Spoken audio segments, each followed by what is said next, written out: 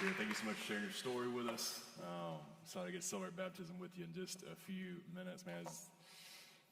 Getting to hear those stories every week, y'all, like that doesn't get old. And I just want to remind us, like that's not just like normative everywhere. God's doing something unique and something powerful in and among us. And it's just an honor to get to be a part of that. So this morning we're going to continue our study of the book of First Thessalonians. You know, and so the reason, like usually at Oaks, like we just preach through books of the Bible. And then the good thing about that is whatever comes next in the text is what you talk about next, right? I don't have to pick. Just whatever's, the next section is what we're doing. It makes my job a little easier. And it means that I can't skip stuff that ordinarily I might not have picked. Whatever the text says is what we're going to talk about. And so that's why we do studies like this. And this week, what this brings up is really a text that focuses us on how we can love each other as a church, specifically, like internally. Like a lot of our focus at Oaks, we want to be a church that loves each other well and loves others well as also, right? And so there's an internal and an external aspect to being a part of a church. And this morning, this text is going to drive us at that internal aspect, all right? So this last weekend, my family and I, my wife, my 3 kids, even the dog, went camping with my mom and my dad, went up to Tannehill. And whenever you imagine doing stuff like that with your kids, you imagine it is so idealistic. Like birds are going to be landing on people's shoulders and stuff. Like it's going to be amazing, all the best memories. And we did. We had a great time for the waking hours. But y'all camping, like you go sleep outside. You forget this part, right? You take everything in your house to a dirt lot somewhere and live there and expect it to go great. And it never does. So we went camping, played out like a National Lampoon movie. The first night it rained. Jessica sent me out of our little camper we were in into a tent where Ezra and the dog were because we got worried about him. Then the tent started collapsing at like 1 a.m. So I'm running around in my shorts, in the rain at 1 a.m. in a campground trying to keep a tent up, right? It's that. The next night, people got sick. We had to pack everything up at like 1 a.m. and drive home. It's awesome. But we had a football game in the middle of it. We kind of forgot about that when we're camping. Nothing stops for Alabama football, right? This is LSU weekend. So we're camping during the LSU game. And there's no Wi-Fi. Why is there no Wi-Fi, right? I mean, this is 2025. I don't care if you're a campground. Like, let's go, Let's get some little boxes, make this happen. So they didn't do that at Tannehill, pro tip. And so there's no service. And I'm too much of an introvert to go ask any of the Starlink people if I can use theirs. And so we listened to a football game. You ever listened to a football game? Those of you who are like 40 up, you're like, yeah. All right. Everybody else, like, you can still listen to a football game. And there's a whole different set of announcers. I forgot this. All right. And they are, like you watch on TV and stuff, they have to be impartial. They're supposed to, unless it's like one of our former quarterbacks. But usually they're supposed to be impartial. On the radio, they are not impartial. They hate those other guys, all right? And they are very open about that. It was hilarious listening to it. The reason you can tell that they're partial towards Bama is because, like on TV, the announcers, they say they, right? Like, oh, they got to get this first down. Oh, they're struggling here. They, right? But on the radio, they don't say they. They say we. They might as well like be on the field. They're like, they're kitted out, man. They're ready to go. Like they're like, man, we got to get this first down. Like we've got to make some changes over, whatever. It's internal. It's a difference, right? For a lot of things, you can think about this. If the language you use to describe something, anything, a group or organization or whatever, you can almost assess your alignment with it. By the language that you use to describe it. So they're using we on the radio, but they're using they on TV. All right? So think about those like with your family. When you describe what your family is gonna do this summer, do you use we or they? Save it. Which one? Actually, what do you say? You say we or they? We, right? You're talking about your family, you say we. When you talk about the government, you say we or they? They. Those people, right? You get to you get to sit in judgment. It's like, that's not me, man. technically it is, but like it's not. So like you get to like kind of sit in judgment. You're external to it. You get to observe, critique, and that's okay because it's not we, it's they. Those guys got to get it together. When you talk about your friend group, it's we. When you talk about your relationship, like it's we. When you talk about your church, which one do you use? If you're a part of a church, like if you're visiting this weekend, and if you're a part of a church, like do you use we or they?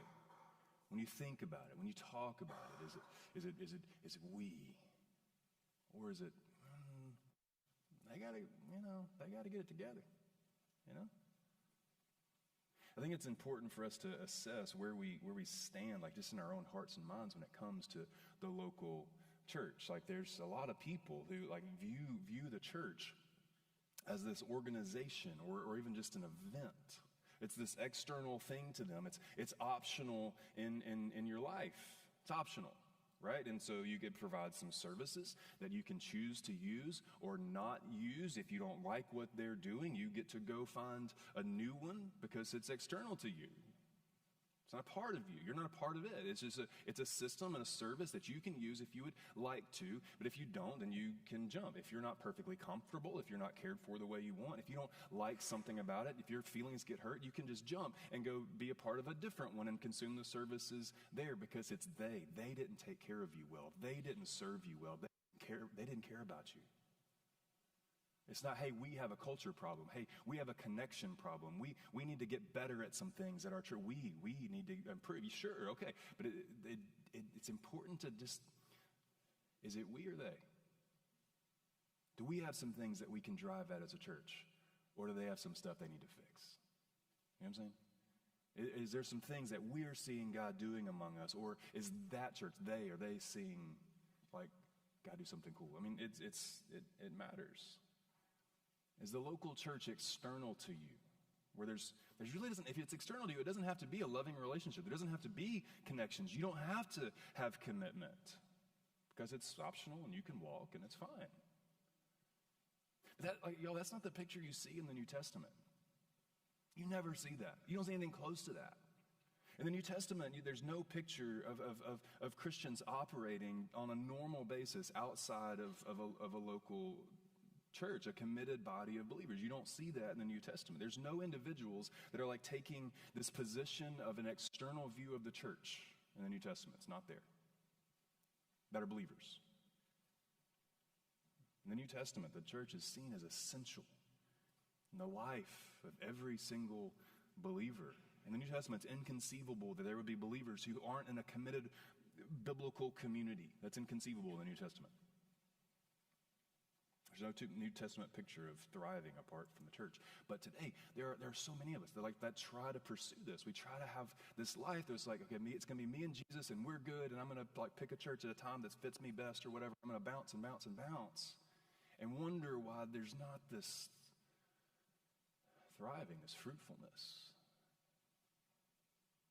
Paul's writing to a church in First Thessalonians that he had planted sometime early. We talked about this. If you've missed the weeks, like the story, if you want to read it, it's in Acts chapter 17 of this church getting established. They show up, start sharing the gospel. Persecution hits immediately. It does not go great, all right?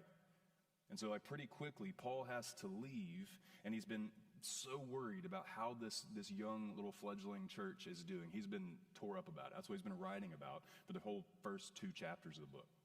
He's just worried about them because he had to leave so quick. He doesn't know if they got killed. He doesn't know if their faith has been, like if they actually stood firm. He has no idea.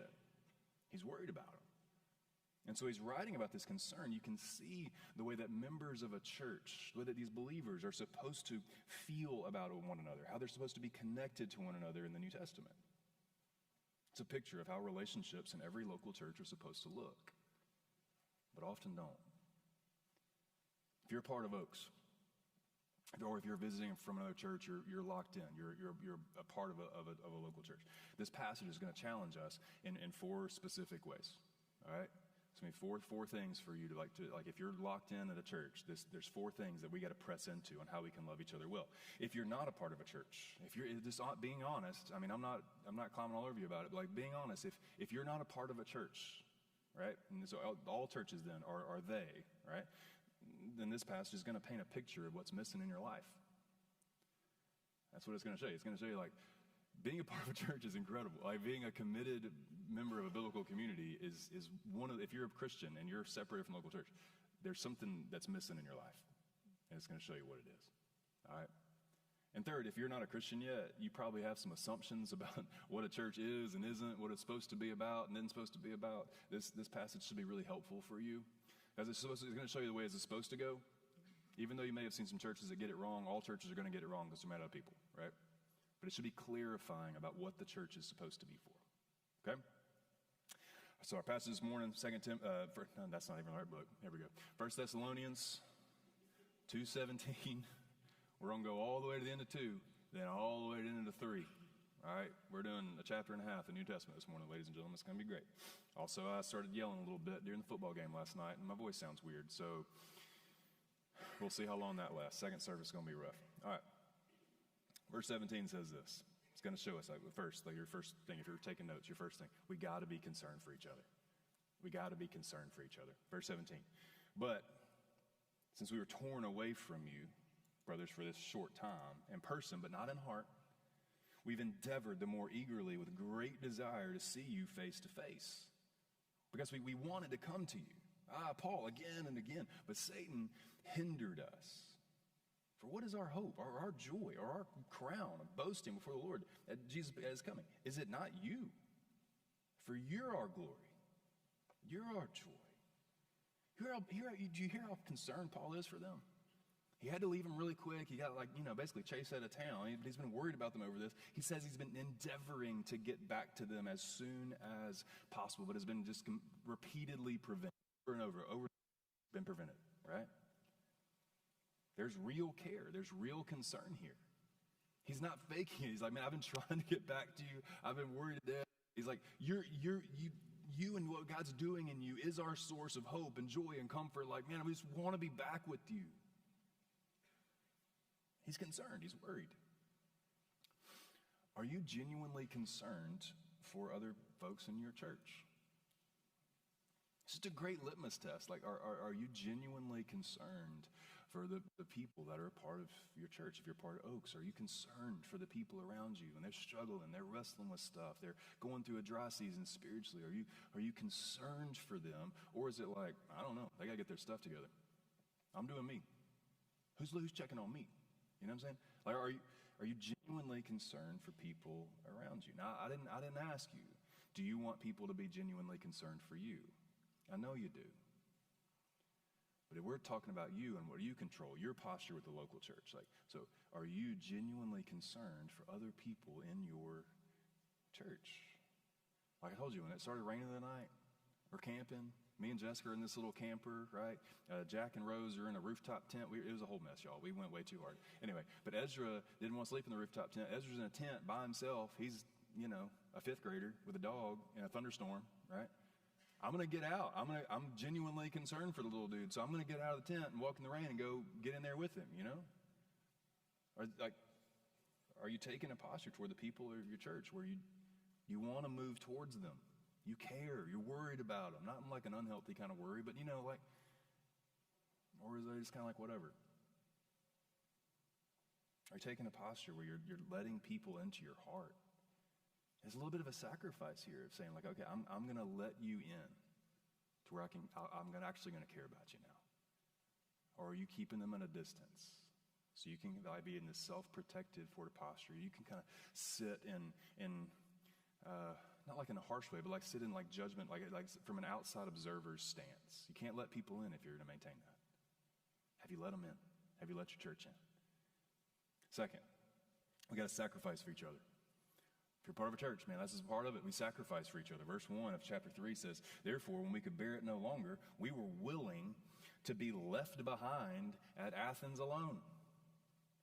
So we sent Timothy, our brother and God's co-worker in the gospel of Christ, to establish and exhort you in your faith.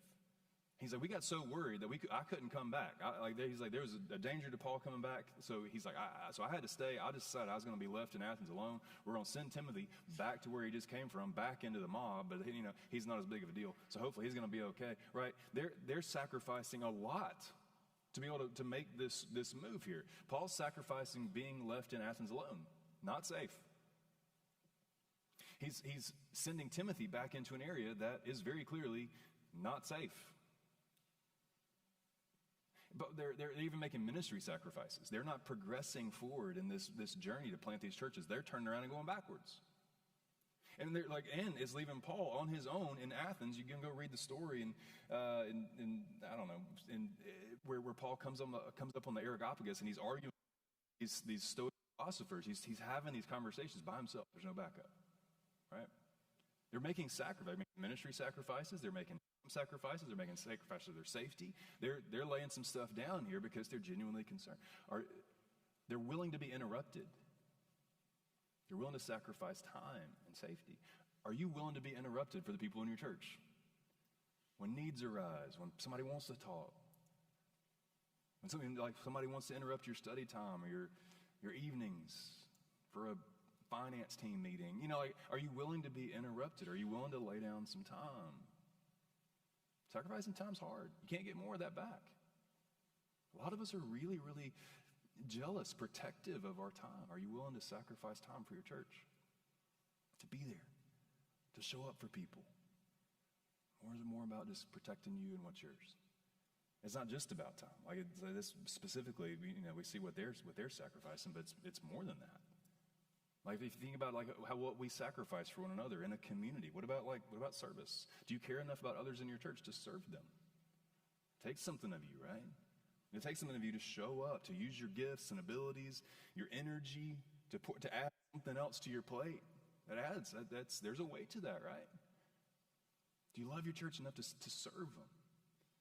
A couple years ago, I won't tell you the name because it'd be embarrassing, but I could. I was talking to a college student who'd been a part of our church for 4 years. We're only 5 years old, by the way. So I was talking to a college student. It was been here like the whole time almost, and never joined the church. Never made the commitment to be a part of Oaks. And I'd asked him, I was like, dude, what's going on, man? Like, is there a theological issue? What is it? And he's like, no. And he gets this big, goofy college boy grin on his face. You've seen these. And he's like, man, look, I just figured out, if I don't join, y'all can't ask me to do nothing. I was like, True. The other day I finished preaching, and I was coming around the side to get back there for prayer team. And my mother-in-law, Gwen, had a kids team shirt on. She'd been serving in kids that day. She got there early, serving in kids, holding babies and all that. And she's also taking down signs. She's doing tear down with the kids team shirt on. She's just serving anywhere there's an open opportunity. A lot of you do that, right? One of those postures honors and glorifies the Lord and loves his people. One of those doesn't. When you think about your church, is it we got some stuff to do? Man, we got work to, or is it they? They got it. Do you love your church enough to serve them? Third, do you care enough about others in your church to give financially? That's where it hits, man. Do you care enough about other people in your church to give financially? And now listen, this is a little bit of a burn on Thessalonians. In Philippians, Paul made it sound like these Thessalonians never gave financially to support Paul. They were happy for Paul to come and, be all worried about them. But the one area that Paul gives this critique, we just talked about this a few weeks ago, we're studying Philippians. He points to Thessalonians, nobody else entered into financial partnership except the Philippians. And he says, even the Thessalonians, they didn't do it. Listen, he loved them anyway, but it meant something. You could tell it kind of hurt. He brought it up in a different letter, There's a burn there. When you love a church well enough to give financially, it means something. It does. Giving is a point of obedience, but it's also a mark of love. Listen, what you give your wife for her birthday should not be the same as what you give your golf buddy.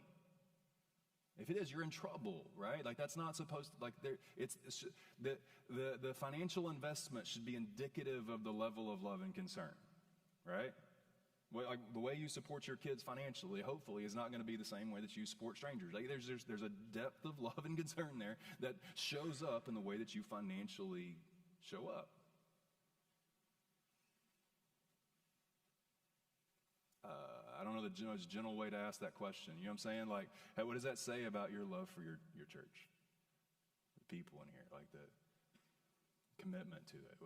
What's your giving say about your love for your church? Do you care enough about others in your church to give your time, to give your energy to serve, and just to give financially? Do you love them? Third, we got to strengthen each other. We got to strengthen each other. We need each other. Paul continues like this in verse 3. He says, that no one be moved by these afflictions, like all the hardship they're encountering, right? For you yourselves, you know that we were destined for this. That's the affliction, the hardship, the persecution. For when we were with you, we kept telling you beforehand that we were going to suffer affliction, just as it's now come to pass, and just as you know. For this reason, when I could bear it no longer, I sent to learn about your faith, for fear that somehow the tempter had tempted you, and our labor would now be in vain. So Paul's telling them, like, affliction was, he had told them, affliction was coming, hard times were coming, and like he desperately wanted them to know that was going to happen. And then when it did, then what he needed to know was that they were standing firm. He needed that encouragement, that strengthening. Now, listen, in the middle of a really hard season, Paul needed to be encouraged by the faith of the Thessalonians. Do you think he also needed to be encouraged by the Lord? Yes, of course. Do you think Paul was bringing this before the Lord, the discouragement, the heartache going through a difficult season? Do you think he brought that to the Lord? Of course he did, right? But he also needed the encouragement of these people's faith. That, like, there's fruit here. Like, what Paul's been going through matters. Paul shown up, he'd strengthened them, and now they were strengthening him. Paul was discouraged. He was low. He was worried. He's not going through an easy time here. Do you think he took it to the Lord? Yes, he did, but he also needed them. Y'all, ministry is hard. Listen, you can apply what Paul's talking about here with afflictions, hard seasons. You can apply that more broadly, but just like recognize like what Paul is specifically talking about in this text, in these 3 verses. Like, his afflictions are stemming from his efforts in ministry. He's getting pushback.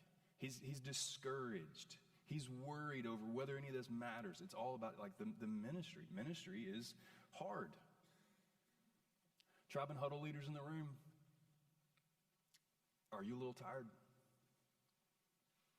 You a little tired of getting your house clean for tribe every week? You a little tired of trying to get people to do here journals every week? Hey, buddy, did you do a journal? No. Cool. Let's work on that. Like, are you tired? Yeah.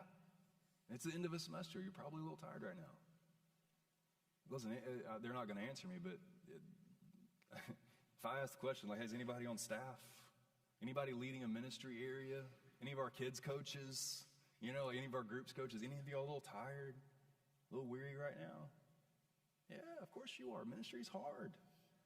Listen, like, these leaders, like our leaders, the people here, the people that are investing in all of us, like they need to take that to the Lord the same way Paul needed to, but they also need that encouragement that comes from the body. It's an act of love and care and concern for one another when you can point to the effect that a church is having on you. You can point to your tribe leader and say, man, I just want you to know, like, this has been life-changing for me. You come call a huddle leader from 2 years ago, and I just want you to know, like, your investment in me set me on a track that has, like, radically changed my life. Go talk to, any of our staff members and groups coaches and all the people who are serving and all these. Just talk to anybody serving on like Hey Team. They're standing by the door grinning at you, like trying to get you hyped to walk into church at 9:30 on a Sunday morning, and you're like, yeah. Like, I mean, you give them the nod and they're like, woo, I've been here for 2 hours setting stuff up. Let's go. I mean, thank them, right? They need that encouragement. Your college team leaders, your kids team, youth team, young adult leaders, all of them need to know that God's using them in your life. They need that encouragement, that strengthening. Look at the impact that this had on Paul. Verse 6. It said, now, Timothy comes back, right? It says, but now Timothy has come to us from you. He's brought us the good news of your faith and love. And reported to us that you always remember us kindly. You long to see us too, as we long to see you. He's like, man, for this reason, brothers, in all our distress and our affliction, we've been so comforted about you through your faith. For now we live. Let's go. We got it. For now we live. If you're just standing fast in the Lord, that's enough. For what thanksgiving can we return to God for you, for all the joy that we feel for your sake before God? The news comes back that the people are standing firm. They're still standing firm in Jesus. And they like him. like there's a love there, and it just fills him up. He's like, let's go. I mean, once we got that report back, like, let's go. Bring on the next round of affliction. I got it. Let's go. You know, like, this just simple report was enough to fill his tank. There's some people that have poured their lives into you around here. Fill the tank. Encourage them. Strengthen them. They need you. This past week, I was sitting in front of a college student at Monarch. That's where we hang.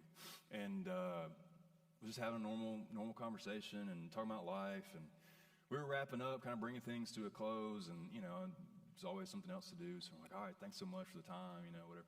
And then they stopped. She stopped me. She's like, hey, just one more thing. Just one more thing. And that can go a couple of ways, you know. that can, a lot of times can be the really the hard thing. But she stopped. She said, hey, just one more second. I just want to tell you, like, she said, I just want to tell you I've grown so much in my time here at Oaks. It's just changed my life. And just express gratitude for the church. I mean, just express gratitude and thanks, and just talked about how, like, it had effect. It changed things. It mattered. Y'all almost cried. Usually y'all are the ones crying in Monarch with me. I almost cried. I'm like, girl, you got to stop. Like, I can't be crying in Monarch. That's not, but it hits. It matters. There's people in this church that have poured so much into you. Maybe not personally even. Maybe like the more specific ones. The people that are showing up here at 7:30 in the morning, like learning songs all week, running rehearsals during the week. Like, I mean, the time investment in them to lead you in worship and song is wild. There's all these people like that invest all this time and energy in our church. A lot of us do. Almost all of our members are serving, right? Express some gratitude to those people. They need to be strengthened by, one, knowing that it matters, and then knowing that they're cared for. All right? So we got to be concerned for each other. We got to be strengthening each other. We got to be sacrificing for one another. Paul gives you one more. He says we got to be praying for each other. We have to be praying for each other. Verse 10 says this. It says, as we pray most earnestly night and day, that we may see you face to face, and we may be able to supply what's lacking in your faith. And then he prays. He says, now may our God and Father himself and our Lord Jesus direct our way to you. May the Lord make you increase and abound in love for one another and for all, as we do for you, so that he may establish your hearts blameless in holiness before our God and Father at the coming of our Lord Jesus with all the saints. Paul ends the first half of this letter praying. He tells them that he's been praying for them night and day. That includes this short prayer. Just asks 3 simple things. He asks God to bring them back together soon, right? He asks God to help them increase in their love for each other, for everybody else. He asks God to help them live holy lives before God until Christ returns. He says, I've been praying for you. I'm consistently praying for you. Night and day I'm praying for you. This is what I'm praying. And it's just this beautiful, simple prayer. How's your prayer life for your church? How's your prayer life for your church? Like collectively, the whole thing, you know? Specific individuals, needs that are coming up, people in your huddle that gave you prayer requests. Like, how's your prayer life for your church? These are the kind of prayers that the Lord loves to answer. Like, are we praying these kind of prayers, right? Are you asking the Lord to bond us together in unity? Are you asking the Lord to give us a greater love for each other? Are you asking God to give us a greater love for the lost in our city and our campus and the nations? Are you praying for one another to live holy lives? Man, we put praying for each other, it's of such importance. We put praying for each other in our member covenant. Like, it's in there. If you're a member, like, you committed to praying for one another, right? What if God wanted to use your prayers to make real, massive impact? Would you pray? What if you knew that God wanted to use your prayers in his sovereignty to use your prayers to bring about massive impact? Would you pray? What if you knew that God, if you prayed for unity, that it would be built in our church? Would you pray for it? What if you knew that if you prayed for your friends that are stuck in sin to overcome and be set free from that God would do that? Would you pray? I think you would. What if you knew that if you prayed for God to miraculously give our church a home of our own, like, that God would do it? Would you pray for it? Every day, would you do it? What if you prayed for Ben and Beth's church plant that we're going to send out in a few months to be fully funded? Do you think you would? Would you pray for it? What if you just knew that if it was just you, that if you prayed for God to glorify himself through reaching many people through our church, would you pray for God to do that? Yes. Of course you would. See, I think he would. And I think he will. Otherwise, why is Paul praying like this? What is the point of Paul praying these kind of prayers if God doesn't answer them? Why is this recorded in Scripture for us and saying, like, this is the way that one part of a church was praying for the others? If God doesn't want to answer these kind of prayers, why is Paul praying them? And if God wants to answer the prayers of Paul, why didn't he want to answer the prayers like yours? I think some of the most effective things I've ever done in my life in ministry are just walk and pray. Like, for real. Like, I mean, I came back. I was all stressed out about all kinds of stuff at Oaks this past week, and I just came back to, like, the most effective things I think I've ever done are walk and pray. Like, I've seen God answers prayer to change my heart, seen him answer prayer to help me, help other people overcome sin, seen him answer prayers to draw people out of darkness and save them. Seen that one a bunch. People started to pray over somebody that lives changed. I've seen him answer prayers to supernaturally provide for his church. Listen, like, you guys are sitting here. If you're here. Because a few years ago, some people just got together and started praying for God to establish a disciple-making church in our city. A new disciple-making church to help reach this city, reach this campus, send people all over. You being here is an answer to prayer. We first came, before we had any other meeting space, we came and toured this one.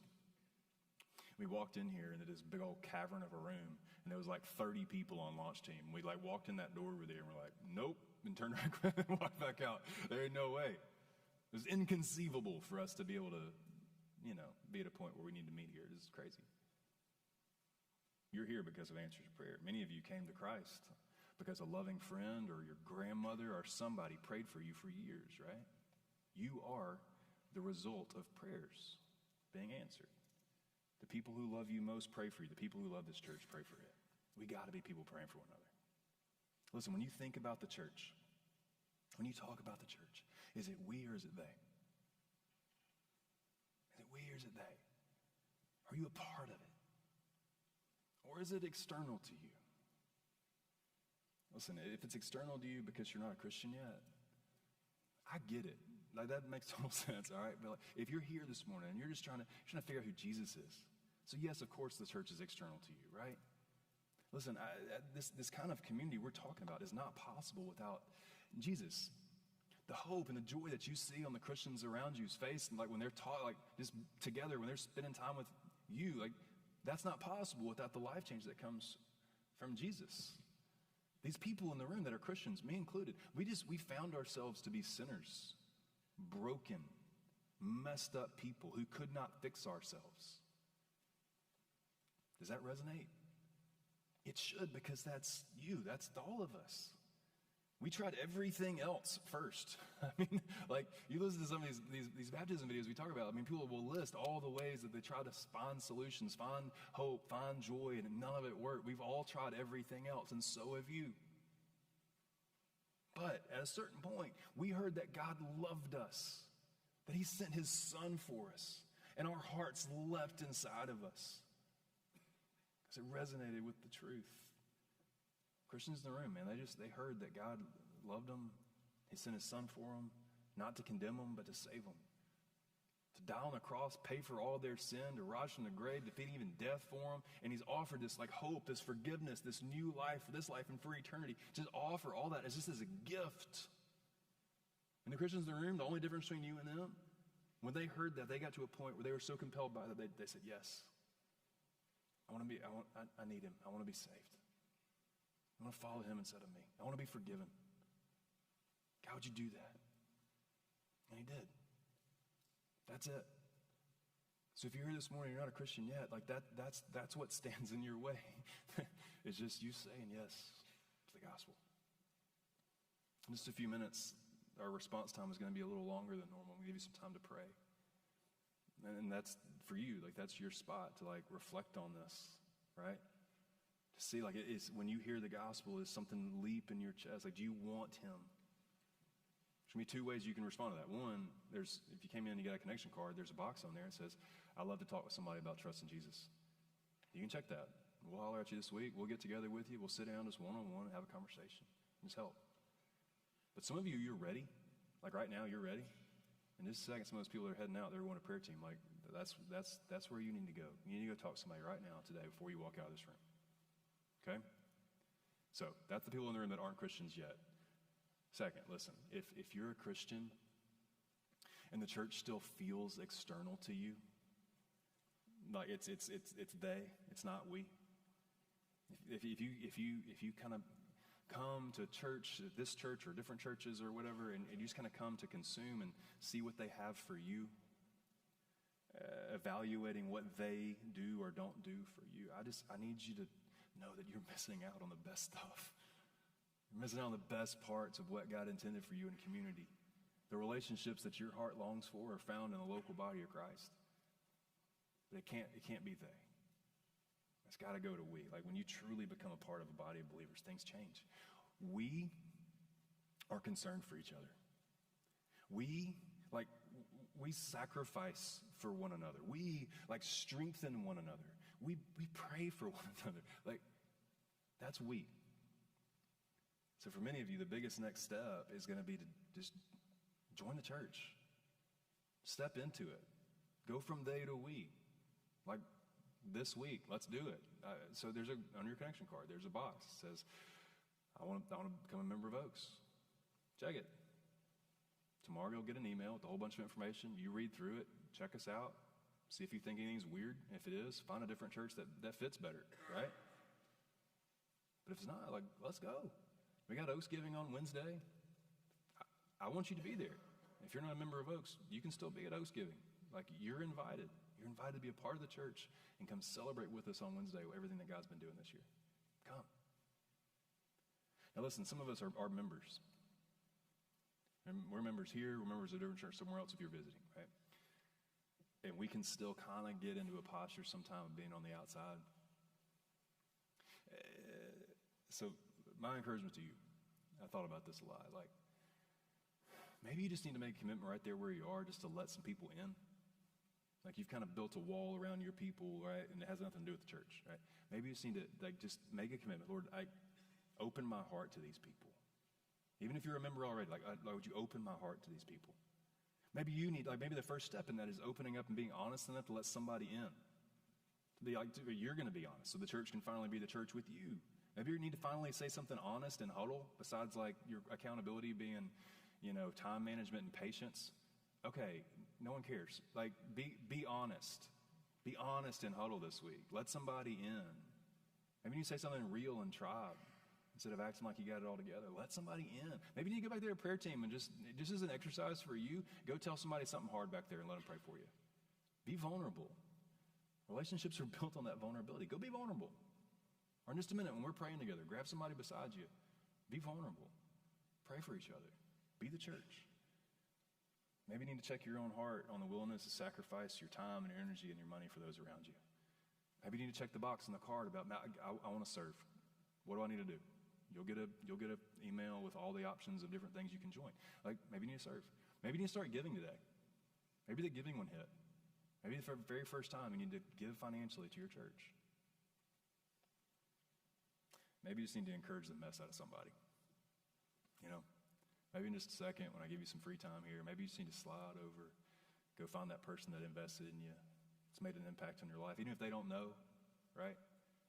Just go tell them, hey, I just want you to know, God's used you in a giant way in my life, and I just want to say thanks. Maybe you need to encourage somebody. But all of us, we got to pray. If you're not a believer in the room, the prayer is something like, God, if you're there, I'm listening. If you're not a part of a church anywhere, it's saying, God, would you draw me into community? Would you show me which way I should go? And if you're a part of a church, if you're part of this church, then we got 4 things that we got to press into if we're going to be a biblical church. So all of us got to pray. So our band's going to come. They're going to play a little bit, but we're going to enter in a different kind of response time where we actually respond to what the Word has called us to do. All right, so I want you to put your stuff down right there where you are. Go ahead and sit your stuff down. Slide it under your seat a little bit in case somebody needs to walk by.